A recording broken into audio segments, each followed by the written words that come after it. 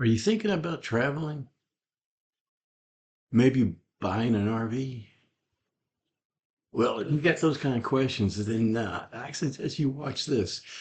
There are several different types of RVs, and there's several different ways to travel. And there's the overlanding.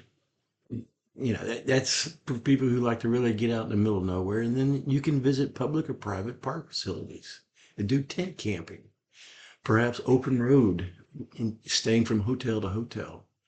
And I've done them all, and I can help you with some questions you may have by telling you what my experience is when doing them. We're inside one of the cabins here at Inks Lake, and I just wanted to let you know what kind of sleeping arrangements to expect from Inks Lake's cabins. So you do get an overhead light, and your switches are over there. You do get an AC right there, and the AC. All right, that's everything. It's lighting not too good, but you can see we have hot and cool. Last night was down to 51 degrees, and we needed the heat. I mean, we also knew it could be cold, so we brought two heaters right there, and those came from our home. We actually used the one sitting here on the table last night, and the wife said to me that it wasn't too hot, too cold, just right last night. One thing you need to be aware of is you only get two outlets. At least that's all this place got, and I was ready for that because I have stayed in a lot of shelters, and that's the way it was. So we brought one of these multi-plug, multi-USB things, and we have a lot of devices to charge, so it was good that I brought that. We also have this solar generator that we also use to charge. Now I throw that in my truck to do this it's a refrigerator type thing, and we keep it at 32 degrees. I do keep ice in there. I just like having ice in my drinks, and we do have a ceiling fan, and it does work. We just don't have it on right now because it's kind of we don't need it. I'll just leave it at that. We don't need it. The table and 4 chairs it comes with. Anyway, and one of the chairs is over there. The other one's outside. My wife's sitting on it on the front porch talking to her sister. You get a bedding set that can sleep 4 people, and it's better than a cot. It may not be. You got to bring your own sheets, so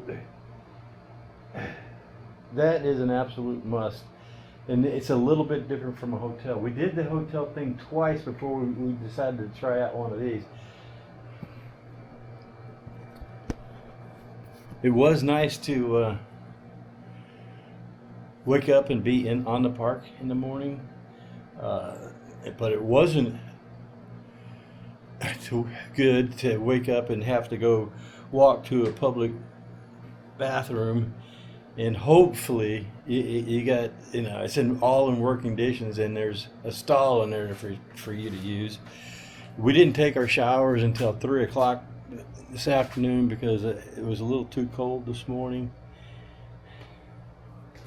But here's our window view. We're right on the lake. There's Delilah. She's out there on the steps talking to her sister. We got a fire pit there. We got a picnic table over there. A little trail we could go walk down on that.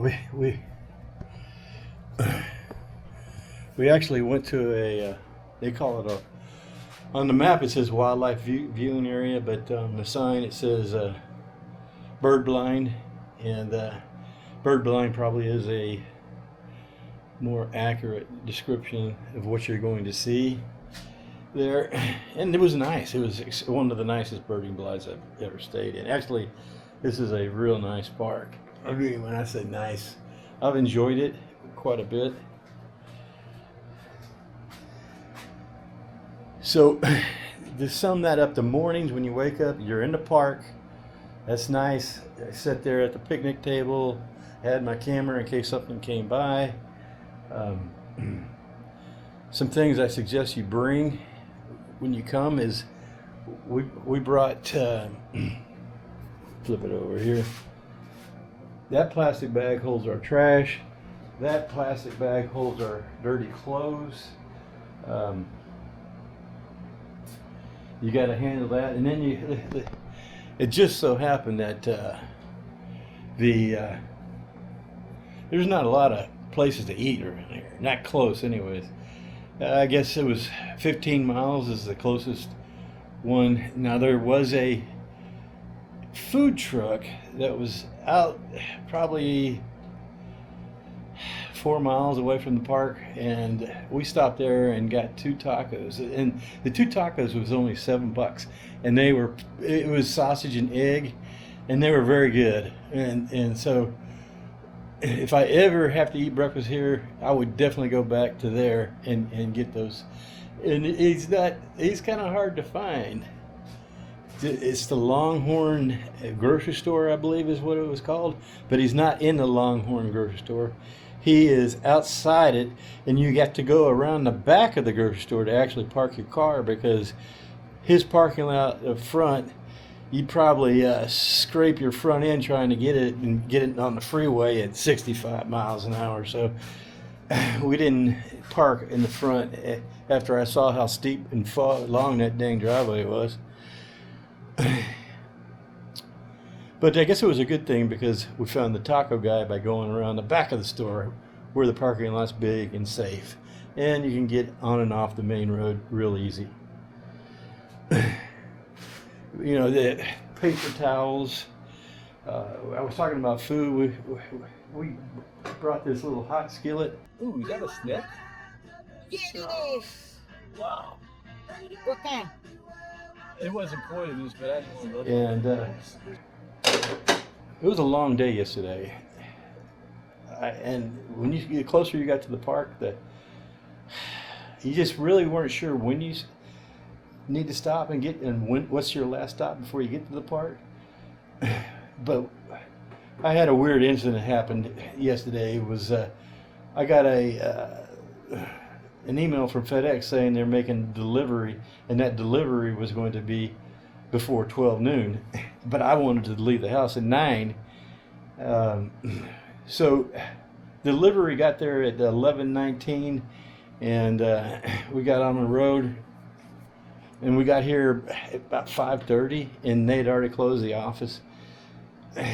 But the problem is that nothing got communicated to us on how to handle that situation, and I didn't even call to try to figure it out. I figured typically there's something on the doorway that handles everything. Well, luckily one of the employees did pull up there, and I told her, hey, I paid on the internet, we got this paperwork, but the office is closed.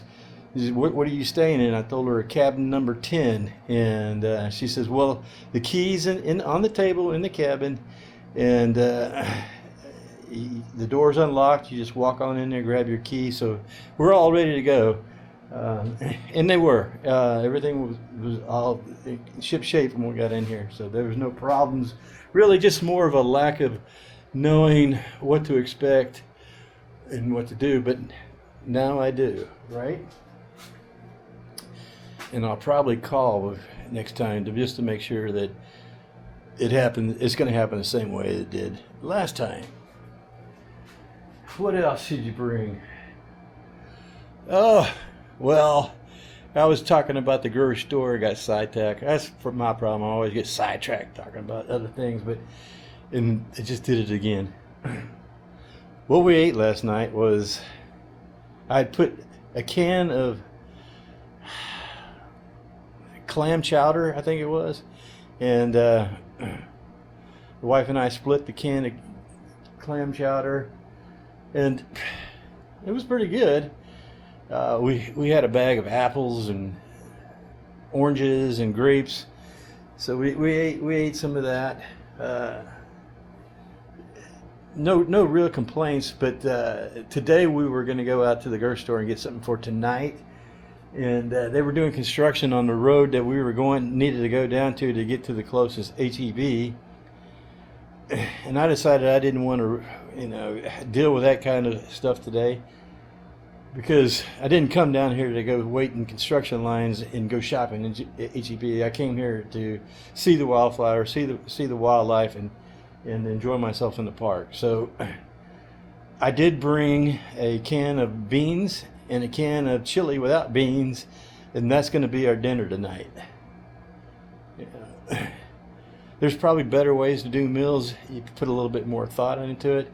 But meals can make or break you in your enjoyment. Because if you get overboard and you bring too much food and bring too much ice and coolers and all that stuff, it gets to be a big hassle. So we're trying to cut back on the stuff that you have to carry with you. And we've done a pretty good job. So we bring a little plug-in stove. That's a cooler that plugs in. You don't need any ice. It's actually a freezer refrigerator. You can set it up to go down to 0 degrees, and it can be up to 50, or it can actually be up as high as you want. But if I was going to refrigerate something, I'd probably keep it down to around 42. That's what I usually do, and I use that at home as a refrigerator for drinks. And so I keep it at 42. Right now I have it on 32 because I have ice in there. And it's another thing. If you like ice in your drinks when you drink them, bring ice. And the Meta cooler is kind of an expensive investment, so you'll get a lot of use out of it if you go ahead and bite the bullet. Now you think about a Yeti cooler, they're around $400. I've got the big 70 quart, and you put 2 20-pound bags of ice and then put some food in there, and that'll last you 4 days. But the problem is to carry that sucker around with food and ice in there. Oh man, you got to be a champion. Again, this is not a light cooler. The compressor and the equipment to keep that cool is also heavy, but it's heavy. I mean, it's lighter than the Yeti, so it's easier to deal with. Another thing to think about when you do that.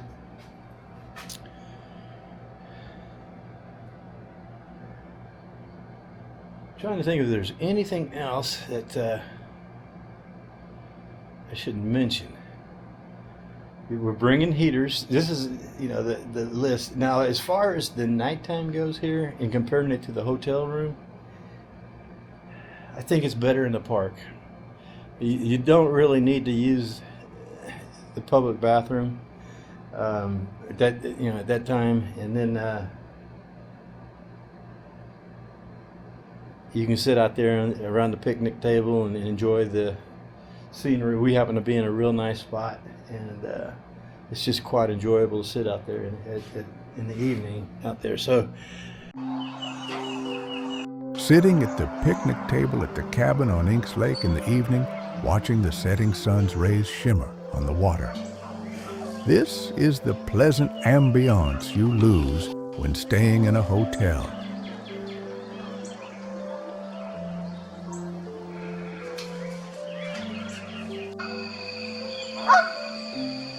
A goose swims by calling out as if he was looking for something.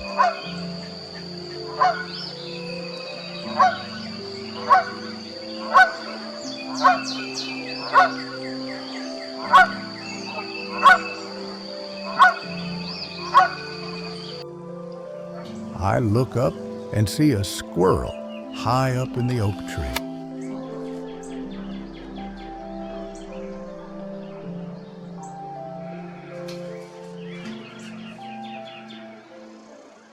We've got the cost. Now, the hotels, when you start, let's talk about food and hotels. I didn't do that part. It's something that I forgot to talk about and probably need to talk about. Every hotel has a microwave, and you'll probably go to a hotel and the whole that says every hotel has a microwave, and the one you stay at won't, and you'll be angry with me because now you don't have anything to cook your food with that you bought before. And again, as I briefly touched on a minute, and I kind of skip over this stuff, you probably ought to plan your meals and prep everything and have it in your cooler before you start your trip. Because if you did what I did this time, you don't know when your last stop is for sure. And I was running late to get here, and I wasn't really sure if that was going to be a problem or wasn't. It was a bit of a problem, but that was only because I didn't pick up the phone and call to find out how the plan was supposed to work. If I would have done that, then everything would have been hunky-dory. And I probably would have stopped at that H-E-B that I was going to drive back to. And the good thing is that yesterday the construction was already done for the day, so we didn't really have any traffic on that. So now you plan your food, you go to the hotel, and you got a microwave in there, so more than likely you might have, you cut a pizza in half, because those microwaves usually aren't very big. And that's something else that you have to take into account for, is when you're planning your meals. Now if you buy a whole pizza, you just cut it in half and probably pop it in there. And if half is still too big, quarter it up and put it in there. But you can make that work. And I already told you what we had planned. We really didn't plan it. I mean, we had no food at all. I said, "Ooh, I better grab something out of the pantry." So that's the only reason why we have anything in there at all is because I decided that I better bring something, and it was a good thing I did. Now, Inks Lake does have a park store, and you can get many different kinds of drinks, but you can't get ground coffee grounds to make coffee with. But you can buy cold coffee, and all the other sodas and stuff that you can imagine. As far as the food, they had snacks like potato chips and crackers, and the crackers I'm talking about are the ones with peanut butter in them or cheese in them. They had beef jerky. That was close to a meal you were going to get out of that store. But we did find, I told you about the taco place we found earlier.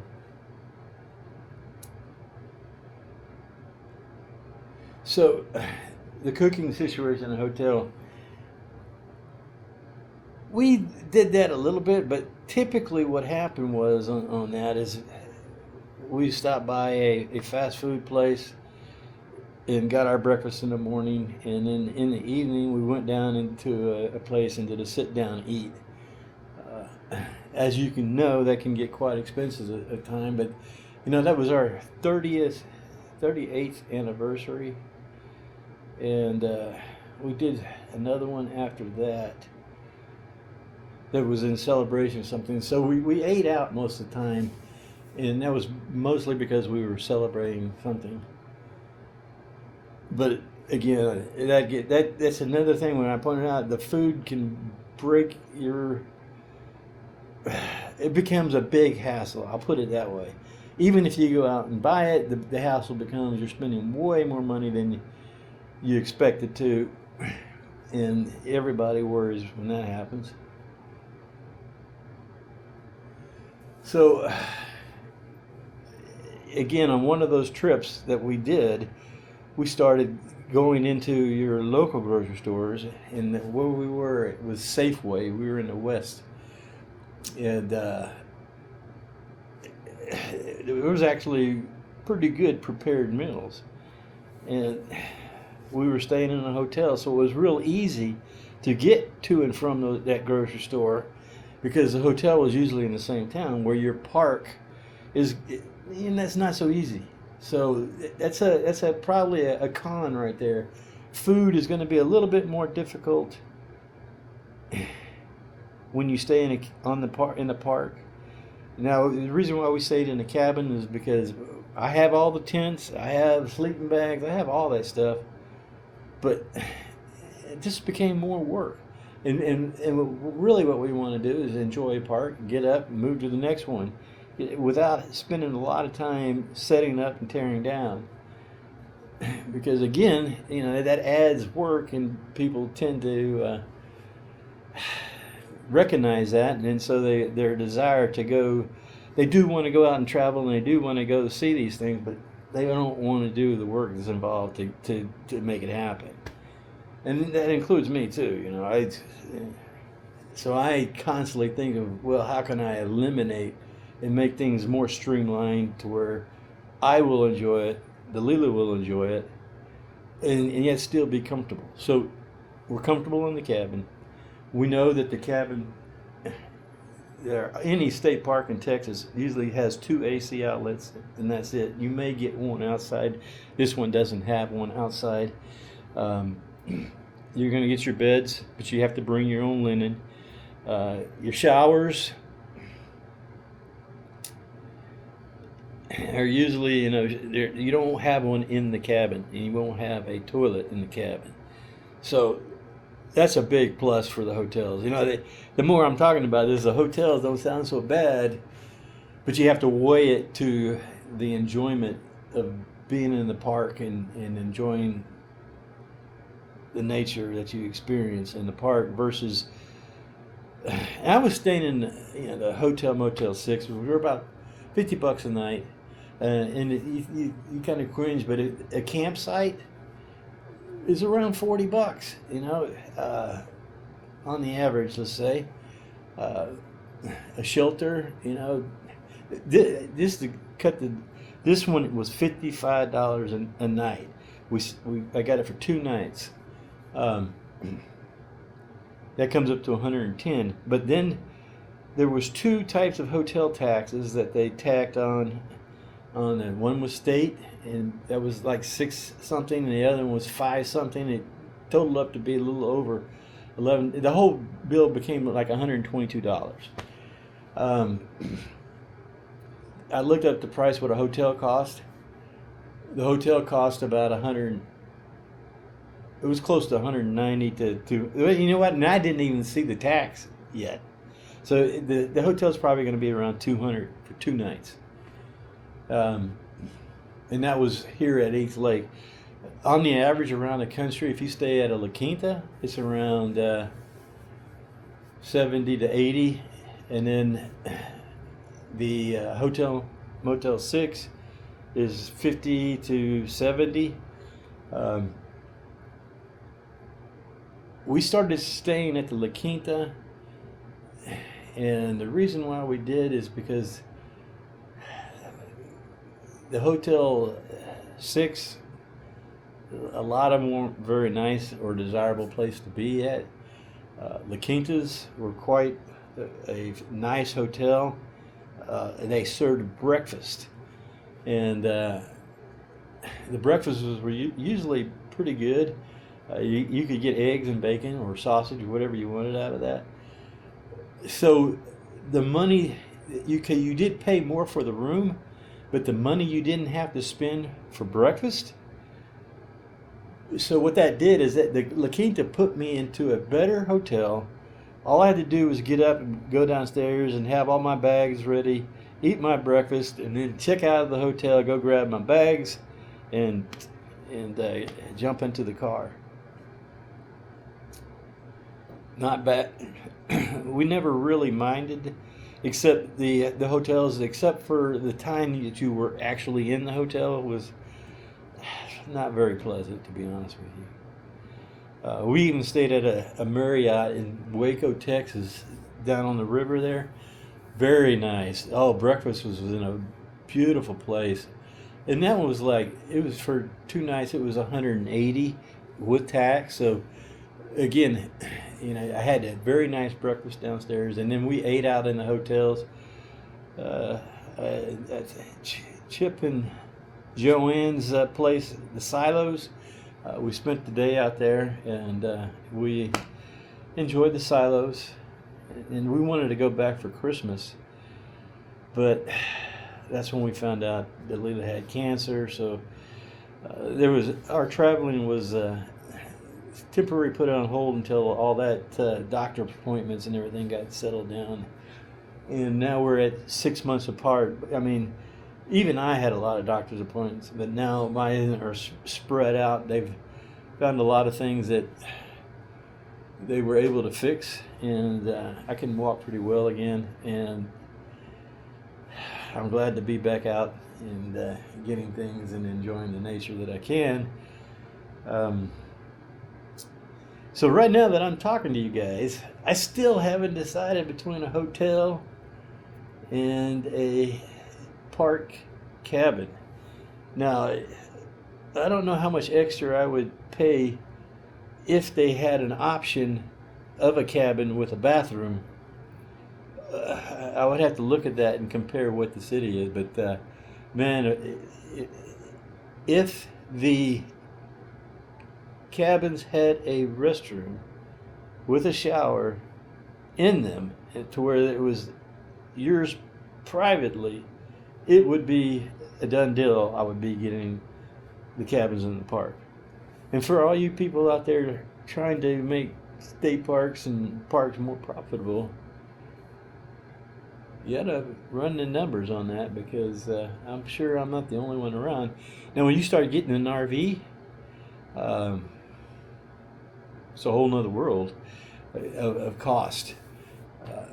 I drove a 27-foot trailer on the back of a crew cab pickup that I had to buy just to pull for the trailer. So I went that. I actually had a car that was paid for. It was a GMC Envoy, and it was paid for. But I went to go pull the trailer. It did pull the 27-foot trailer, but I remember I was like 20 miles from the next city, and I was looking at the tank, and I said, I got a quarter tank left. Well, what ended up happening there was, by the time I got to that town, I was just about out of gas, and I was panicking a bit. And the panic is this: the tank in that Envoy was maybe 15 gallons, way too small to tote a 27-foot trailer. Although the motor seemed to handle it fine, the gas tank didn't. So I went ahead and got me a new truck, and we did a shuffle around. I think the van my son was driving was also paid for. Anyways, we walked away with two new pickups, and no regrets. Enjoyed both of those. Actually, my son enjoyed his pickup, and I enjoyed mine, and we had no problem pulling the RV. But then there was setup time that was, I ended up getting a motorhome, 37-foot motorhome, and pulling a crew cab pickup with a golf cart in back. And then I had a folding boat, that I had going through the golf cart and strapped up to where I had all the toys, and it was quite an ordeal to move around. But one thing we did know is that we did not want to do an RV in this second ground. We did go out and we did do the overlanding. I bought a Jeep, put a roof tent on it. We had all set up for travel the country and that. But what I found out in the overlanding thing, now you can overland and stay in hotels too if you want to, but when you say overland and you think and you're driving through the Utah and Wyoming and Colorado, and you're in the mountains and you're way in the middle of nowheres. We went out to Big Bend and did a test run out there, and number one, I couldn't relax being way out there by myself. Well, it's me and my wife, but if something was to break in the Jeep, it would be really hard to get yourself out of that kind of trouble. So that bothered me. I never really could relax and enjoy that part of it. Another thing is you're overlanding. You're usually camped in an area by yourself, and we're right on the border between Mexico and the United States. So you're sleeping kind of sketchy. I did carry a gun at night in my sleeping bag, maybe under my pillow, but whatever. I was armed and ready in case I needed to deal with a situation that could possibly happen because of our location. So we didn't want to do that anymore either. So we took a week's trip up to the Grand Canyon. We enjoyed that quite a bit. But that was a trip that we ate out at the restaurants and stuff quite a bit. And it was okay, but a little bit more money than I wanted to spend. And if I wanted to travel for a longer time, we definitely have to cut back on the restaurants. And that's where we are today. We can cut back on the restaurants at this point. And we could probably do a mixture between the parks and the hotels, depending on what we planned to visit for that day, and how quick we wanted to jump from one place to the next. And you can jump too quick. I guess another thing that I need to start doing is finding all the activities that are in the area. This place has a lot of activities in the area. But we're only staying we left Tuesday and we'll be back home Thursday night. So, and we're going to go through some country scenic views on the way home tomorrow. And it should be an enjoyable drive. It's going to be a bit longer, but coming here, and because we're a short time, you go through San Antonio at 3 to 5 o'clock. The highways are, they're nerve-wracking, crowded, nerve-wracking. Other people are getting anxious and doing stupid things, moving. It's an experience that I did not want to have to deal with again. I've lived too much time out of that kind of deal, and I was born and raised in Houston and had to drive to work into downtown. So I at one point in my life I was used to it, but I don't want to get used to it. I just rather not experience. So at this point, in all the experimentation that I've done, I would say I am at a combination of hotel and state park cabins. There may be other cabins that are the same price, but typically not outside of the state parks. Oh, speaking of state parks, you have to get a state park pass. And I'm talking about Texas, because you get a Texas State Park Pass. There, on top of the cabin rental, you also have a daily entrance fee per car. And sometimes they're even per person. But if you got a State Park Pass, you and everyone in your car enters the park at no additional charge. But if you don't have that, then you could be paying $5 per person to get in. And like state parks down where we are, the closest one to the house is only $4 per person, and then the others two are $5 per person to get into the park. Not a deal breaker, but if you the state park pass is $75. As much as I go to a park, it's a bargain. You also get a 10% discount at the park store, and this park store was pretty reasonable priced. Then you also get, I think, like 2 free nights of camping, tent camping.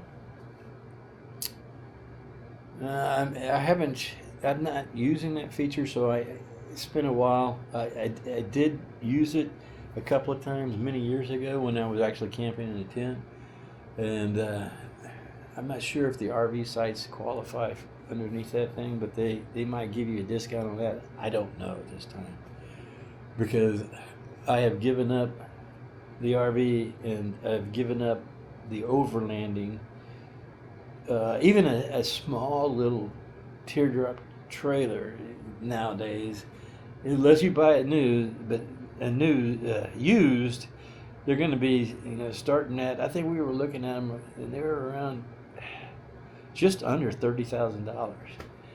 So again, that's driving up cost to travel around, and then you're paying for the campsite, which is probably more than half the hotel, or if not, it's close to being half of the hotel. And then you have the extra baggage of paying for your RV. So all in all, again, that's why we're doing the hotels and the state park cabins. You've got the doctor thing to worry about. And so we're not fully committed to having to store an RV in an RV place or some place where you can store it, and not, because typically that kind of stuff is a no-go in your driveway, because your neighborhood might have a homeowners association that has a rule against it, or maybe you don't even like your RV sitting in the front yard or in your driveway. So it's another expense you can think about once you jump into that over there. Your vehicle, it might be not capable, so you have to go get another vehicle that's capable of throwing it around. You get the motorhome, then you have to get your vehicle to where you can pull it. So if your vehicle is not one that can easily be set up to pull, then you have to put that on a trailer. All of a sudden you're buying a dolly, to put the front wheels on, or the back wheels, whatever it might be, and it's to pull that around. And we're into the thousands again just to have that. Either you're getting a bigger truck, or you're getting a dolly to pull your car around on that. So again, that's just so much extra expense. It's an option that's out there. We're going to keep doing this until we figure out how we can get it in the best possible, comfortable, and affordable range it can be in. And we'll keep you posted. The hotel room offers a lot of comfort, and everything. The location provides the food and other things you may need. When you're in the hotel room, you always find yourself ready to leave. Now, in the cabin, you enjoy the atmosphere, the ambiance of being out there in nature, but that not having a private restroom, well, we thought about the challenge there for a bit, and I talked to Dalila about one of these tent showers. We actually already have the canister toilet, and from our overlanding days, I actually even have the shower. The water bottle with the shower pump that you drop down inside seems to be heated too, so we're going to give this a shot and see how that works with us in providing that private restroom. When you see, the restroom out there is not always going to be available. There's peak hours where it's really hard to they only had 2 toilets at the Inks Lake at the restroom that was closest to us. So I went in there a couple of times and had no stall to use. So we're going to give this a shot, and we'll let you know how that works down the road. Our park cabin cost us for 2 nights $120, and the daily entrance fees that go along with that are normally $7 per person per day. And since we have a state park pass, we get to avoid those charges. And we traveled over 800 miles, and it took us 2 fill-ups, and that total fuel cost was about $120, and gas was running about $3.99 a gallon at the time, which is pretty high. Which, although it's $240 for that 3-day travel, and I'm not counting food and anything because we normally have to buy food and eat anyway. So the additional was the gas and the place to sleep since we weren't staying at our home. Still, the $240 is well under a monthly payment for a RV. Just about any RV you get. I mean, I'm talking, it's nothing but way up from there. On top of that RV cost, you still have to pay the camping spot. And that's an additional $23 a night plus $7 per person per day if you don't have a state park pack.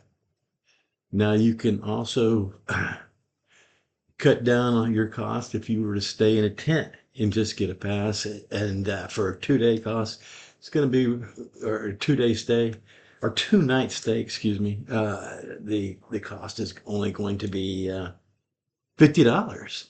So you're going to be saving roughly $70 by staying in a tent. Me, during the summer, I need that AC to get a good night's sleep. But if I was going to do this in the spring or fall and the weather was going to be pleasant, maybe I would set up a tent. But this is a ongoing process, and as we make improvements, I'll share them with you so you too can get out and travel in your own backyard.